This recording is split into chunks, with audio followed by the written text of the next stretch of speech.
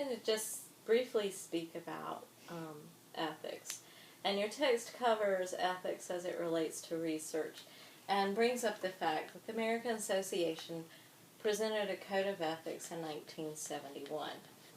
And there are a few specific things that the Code of Ethics is particularly interested in.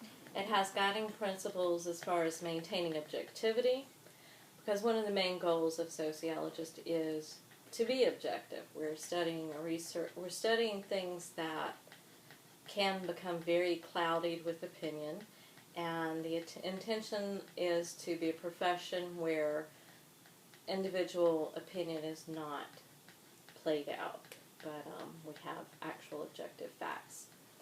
We're looking through the Code of Ethics to respect subjects' rights, to protect subjects from harm, to establish informed consent, to provide credit where credit is due.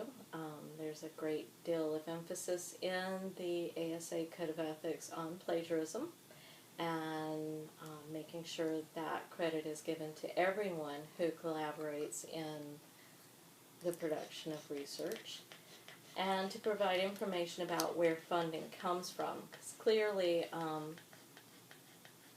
funding sources can set conditions on how research is done and what is looked at, and you certainly want everyone to be aware if you're getting funded by an agency that has certain limitations, you want that to be taken into account.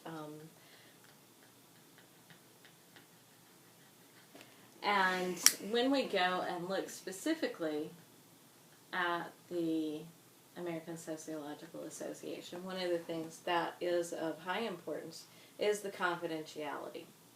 Sociologists have an obligation to ensure that all confidential information is protected. So if I were to go out and, say, do research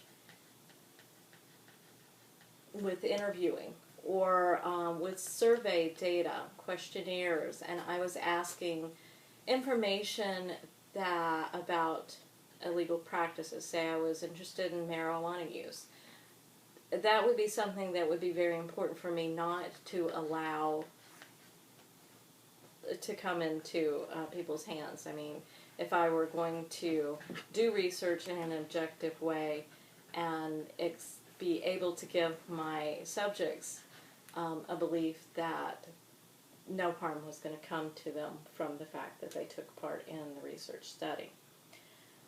There should always be reasonable precautions taken to protect confidentiality and the rights of all participants, regardless of whether they're students, employees, clients of any particular institution. And even if there's no legal protection given to someone, it is something that sociologists try to maintain. Certainly you're aware of journalistic integrity and confidentiality, but sociologists have that same value, and it is reflected in the Code of Ethics that's presented by the ASA.